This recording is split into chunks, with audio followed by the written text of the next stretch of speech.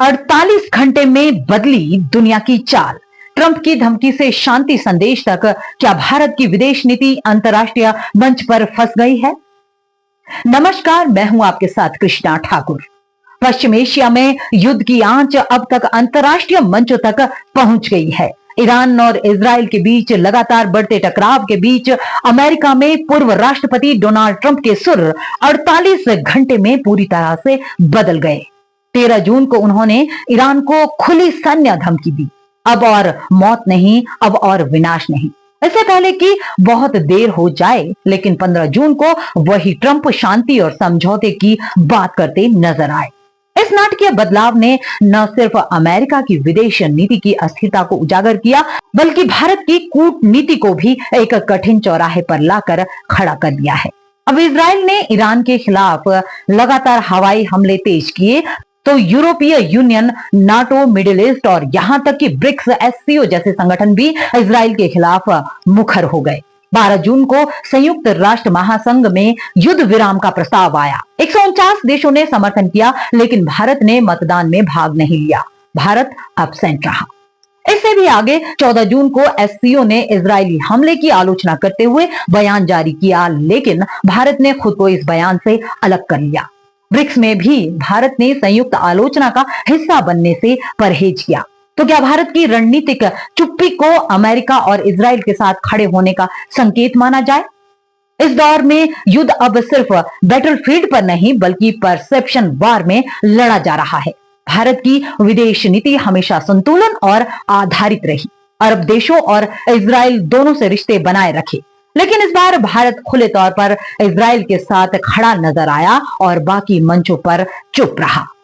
राजनयिक सूत्रों के मुताबिक यह चुप्पी अब दबाव में तब्दील हो रही है। यूरोप, जापान, ऑस्ट्रेलिया जैसे क्वाड के सदस्य भी इजराइल के खिलाफ वोट दे चुके हैं, जबकि भारत अब तक सधे शब्दों में युद्ध नहीं होना चाहिए जैसे बयान ही दोहराता रहा है। भारत के प्रधानमंत्री नरेंद्र मोदी ने साइप्रस में कहा, यह युग युद्ध का नहीं, संवाद का है।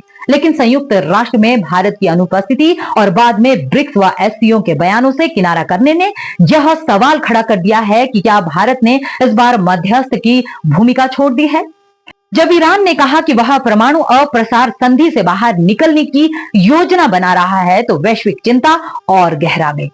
क्या यह पश्चिम एशिया में एक परमाणु युद्ध की आहट है? क्या यही वजह है कि ट्रंप जैसा नेता भी अब शांति की भाषा बोलने लगे हैं? डोनाल्ड ट्रंप ने 13 जून को सोशल मीडिया पर लिखे एक लंबे पोस्ट में ईरान को मिटा देने की धमकी दी थी, लेकिन 15 जून को उन्होंने लिखा, ईरान और इजराइल को समझौता करना चाहिए, जैसा मैंने भारत पाकिस्तान के बीच करवाया था।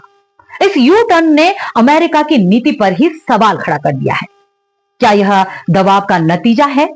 क्या वैश्विक अर्थव्यवस्था, तेल आपूर्ति, एयर स्पेस, लॉकडाउन और बढ़ती महंगाई से ट्रंप को भी शांति की जरूरत महसूस होने लगी है?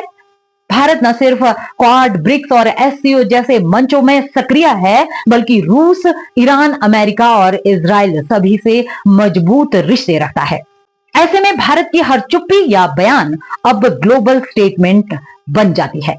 विदेश नीति विशेषज्ञों का मानना है कि भारत के लिए यह समय चुप रहना नहीं है, बल्कि अपने पुराने सिद्धांत अहिंसा, संवाद और मानवतावाद को मुखरता से दोहराने का है।